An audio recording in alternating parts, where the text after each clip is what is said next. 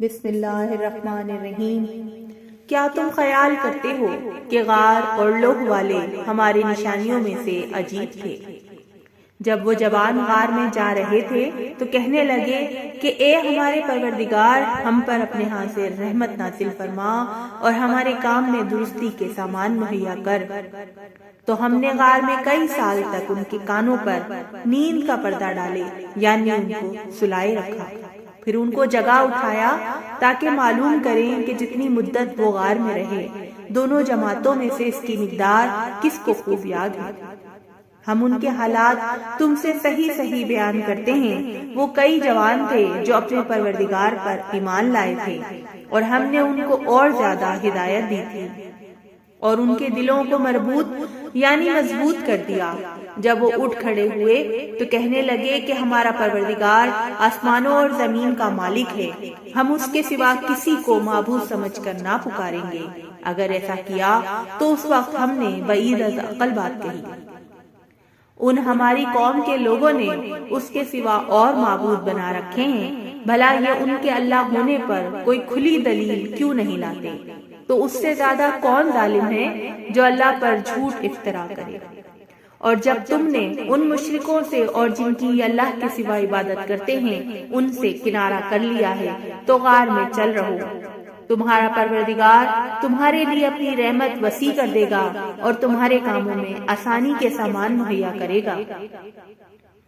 اور جب سورج نکلے تو تم دیکھو کہ دھوپ ان کے غار سے داہنی طرف سمٹ جائے اور جب غروب ہو تو ان سے بائیں طرف کترا جائے، اور وہ اس کے میدان میں تھے۔ یہ اللہ کی نشانیوں میں سے ہے۔ جس کو اللہ ہدایت دے وہ ہدایت یاب ہے، اور جس کو گمراہ کرے تو تم اس کے لیے کوئی دوست راہ بتانے والا نہ پاؤ گے۔ اور تم ان کو خیال کرو کہ جاگ رہے ہیں حالانکہ وہ سوتے ہیں، اور ہم ان کو دائیں اور بائیں کروٹ بدلاتے تھے، اور ان کا کتا چوکھٹ پر دونوں ہاتھ پھیلائے ہوئے تھا۔ اگر تم ان کو جھانک کر دیکھتے تو پیٹ پھیر کر بھاگ جاتے اور ان سے دہشت میں آ جاتے۔ اور اس طرح ہم نے ان کو اٹھایا تاکہ آپس میں ایک دوسرے سے دریافت کریں۔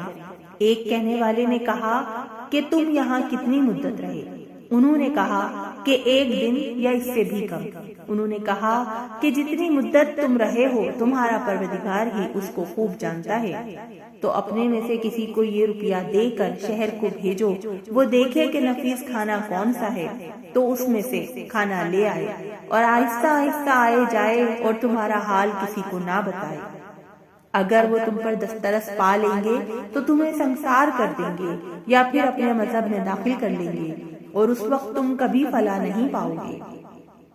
اور اسی طرح ہم نے لوگوں کو ان کے حال سے خبردار کر دیا تاکہ وہ جانیں کہ اللہ کا وعدہ سچا ہے، اور یہ کہ قیامت جس کا وعدہ کیا جاتا ہے اس میں کچھ شک نہیں۔ اس وقت لوگ ان کے بارے میں باہم جھگڑنے لگے اور کہنے لگے کہ ان کے غار پر عمارت بنا دو۔ ان کا پروردگار ان کے حال سے خوب واقف ہے۔ جو لوگ ان کے معاملے میں غلبہ رکھتے تھے وہ کہنے لگے کہ ہم ان کے غار پر مسجد بنائیں گے۔ بعض لوگ اٹکل پچو کہیں گے کہ وہ 3 تھے اور چوتھا ان کا کتا تھا، اور بعض کہیں گے کہ وہ 5 تھے اور چھٹا ان کا کتا تھا، اور بعض کہیں گے کہ وہ 7 تھے اور 8واں ان کا کتا تھا۔ کہہ دو کہ میرا پروردگار ہی ان کے شمار سے خوب واقف ہے، ان کو جانتے بھی ہیں تو تھوڑے ہی لوگ جانتے ہیں۔